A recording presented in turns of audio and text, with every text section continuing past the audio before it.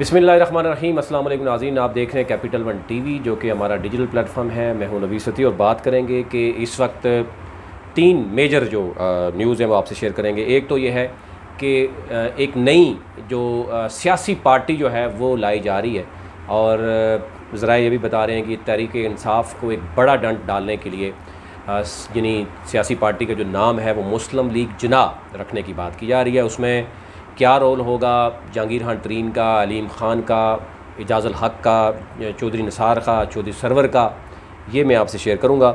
इसके साथ साथ एक बड़ी तलवार जो है वो जो इस वक्त लटक रही है वो PTI के जो चेयरमैन हैं इमरान ख़ान के ऊपर कि ममनू और फ़ॉरेन फंडिंग जो है वो जो की गई है। और इसमें बरतानवी अखबार ने दावा भी कर दिया है। और फिर यहाँ पर आज प्रेस कॉन्फ्रेंस भी आपने थोड़ी देर पहले देखी होगी कि मुस्लिम लीग नून के सीनियर रहनुमाओं ने उसी को बुनियाद बनाते हुए एक प्रेशर जो है वो डालने की कोशिश की कि सुप्रीम कोर्ट पर भी और बाकी इदारों पर भी कि फ़ौरन जो है वो जो फ़ॉरेन फंडिंग है उस पर फ़ैसला जो है वो सुनाया जाए। अच्छा, इसमें जो दो तीन चीज़ें हैं वो भी आपसे शेयर करेंगे। इसके साथ साथ एक और जो पाकिस्तानियों के लिए बैड न्यूज़ है वो ये है कि ये आने वाले 1 अगस्त से यानी रात को ही अब शुरू हो जाता है, बल्कि आज जब ये चीज़ ख़बर चल रही है तो आपको पेट्रोल पम्प्स और ये आपको देखने में नज़र आएगा कि बंद होना शुरू हो जाते हैं या फ्यूल नहीं देते, कि पेट्रोल जो है वो 15 से 20 रुपये महंगा होने के इम्कान है। और उस पर कहा जा रहा है कि कुछ अमरी तैयार है, लेकिन जब ख़बर आती है तो अब पता है कि फिर मार्केट में किस तरीके से जो है वो जो माफिया है वो हरकत में आ जाता है।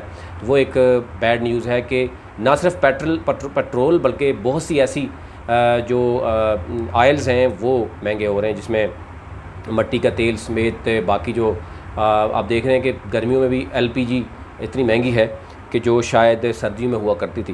यानी हो सबसे पहले बात कर लेते हैं जनाब के जो जिन्ना मुस्लिम लीग नून कह रहा हूँ, जिन्ना मुस्लिम लीग बनाई जा रही है।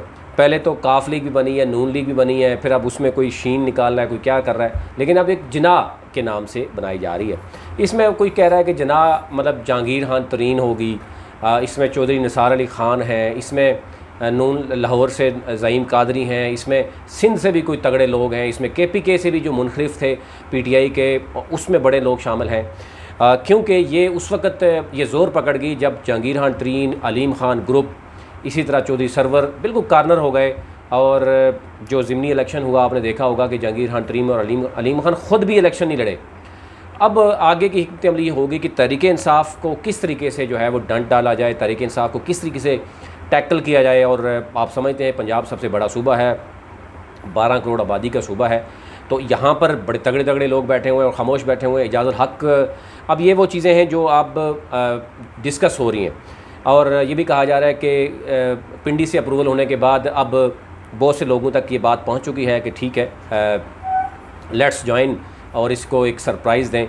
और आए दिनों फिर आपको ख़बरें मिला करेंगी जनाब कि ये हो रहा है वो हो रहा है। लेकिन इसमें कुछ तगड़े लोग भी हैं ज़ाहिर, जो ये समझते हैं कि इस वक्त नून लीग में वो टिकट नहीं ले सके कि मुनखरिफ अरकान को दिया गया, वहाँ पर नाराज़ लोग बहुत ज़्यादा टीम में बैठी हुई। यानी आप इसी से अंदाज़ा कर सकते हैं कि 20-25 तो लोग वो थे जो जहांगीर खान तरीन ग्रुप के लोग थे, लेकिन वो अब नज़र नहीं आ रहे, गायब हो गए हैं।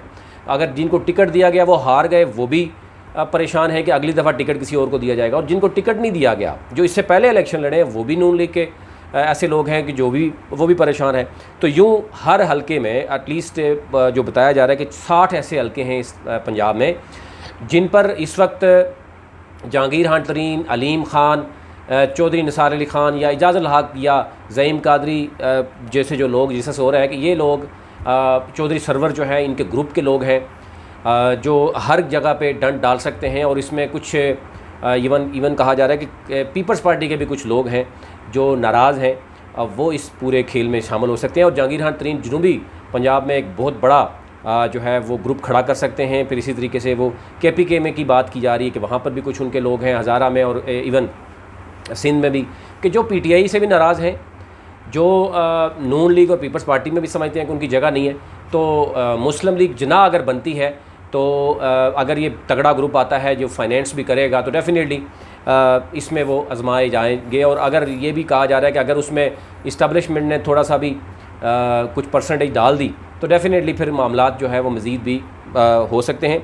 और इसी तरीके से इमरान खान को टैकल करने के लिए अब सारी पार्टियां मुतहरक हो गई हैं उसमें क्या रोल हो सकता है। अच्छा, इसमें एक बड़ी जो रिपोर्ट सामने आई है, जो रिपोर्ट दी है जनाब बरतानवी अखबार में, उसमें ये दावा किया गया है, फाइनेंशियल टाइम्स आपको पता है एक बहुत फेमस जो है बरतानवी जो अखबार है, उसमें ये कहा गया कि ये जो फ़ंड इकट्ठा किया गया 20 मैच करवाए गए थे, और उसमें जो आरिफ नकवी हैं उन्होंने क्योंकि क्रिकेट मैच मुनक़्क़द कराया, और इसमें सबसे अहम मैच जो है वो ऑक्सफोर्डशायर में आरिफ नकवी की रिहाइशगाह पर खेला गया, और उसके बाद इसमें बड़े बड़े लोग शामिल हुए। और उसके बाद ये भी रिपोर्ट ने मज़ीद कहा कि रकम जो है वो वोवर्टन क्रिकेट लिमिटेड को फ़ीस अदा की गई, जो दरअसल कैमन आइलैंडर्स में रजिस्टर्ड कंपनी थी, जिसके मालिक आरिफ नकवी थे। और उसमें कितना कहा गया कि 20 लाख पाउंड्स इसमें एक जो यूएई के वज़ीर थे, उन्होंने जो अबू ज़बी के शाही ख़ानदान से तल्लुक़ था जिनका, उन्होंने भी 20 लाख पाउंड उन्होंने सिर्फ दिए थे। अब इसमें जो कहा गया कि वोवर्टन क्रिकेट को 14 मार्च 2013 को, यानी उनको जो पेमेंट की गई है वो की गई है, $13 लाख बाकायदा मौसूल हुए हैं। ये उनका ये दावा है कि उनके पास जो कन्वर्सेशन है ईमेल की सूरत में, जो आपस में एक खुफिया आपस में जो डील हो रही है उसकी बात है। और उसमें कहा गया कि $13 लाख बराह रास्त पीटीआई के अकाउंट में डाले गए।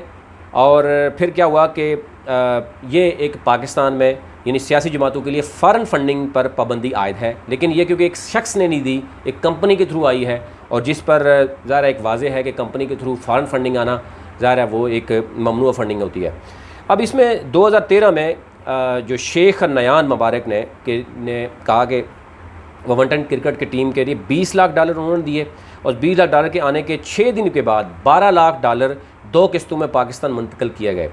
अब अखबार का ये भी दावा है कि कराची में तारक शफ़ी के ज़ाती अकाउंट या लाहौर में इंसाफ ट्रस्ट के अकाउंट में भेजने की जो तजवीज़ दी गई, और आरिफ नकवी ने मुतल्लिका फ़र्द को कहा कि पीटीआई को $12 लाख भेजें, लेकिन किसी को ना बताएं कि फ़ंड कहाँ से आ रहे हैं, कौन हिस्सा डाल रहा है।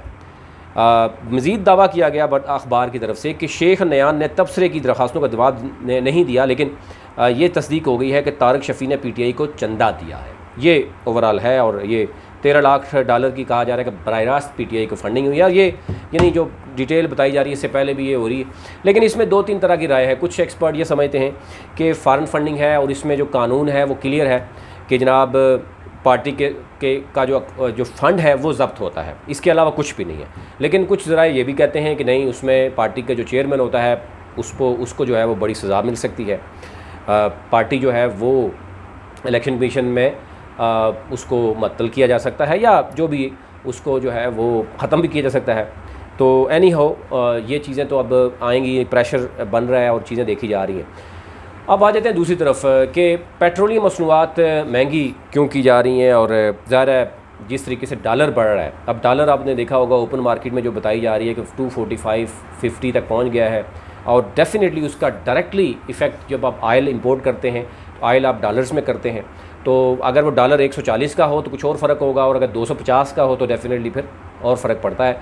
तो इस वक्त ना सिर्फ पाकिस्तानी अवाम हर तरफ से पिस रही है, बल्कि आए दिनों जो हम देख रहे हैं कि पेट्रोलियम की मसनूआत में जब जो ही बढ़ती हैं तो साथ तमाम जो अशिया खुर्दोनोश हैं वो भी बढ़ जाती हैं। तो ये ओवरऑल सूरत थी, 3 मेन स्टोरीज थी आप तक रखनी थी। अपने मुल्क का ख्याल रखिए, चैनल को ज़रूर सब्सक्राइब कीजिए ताकि हर नई आने वाली वीडियो आप तक पहुँच सके।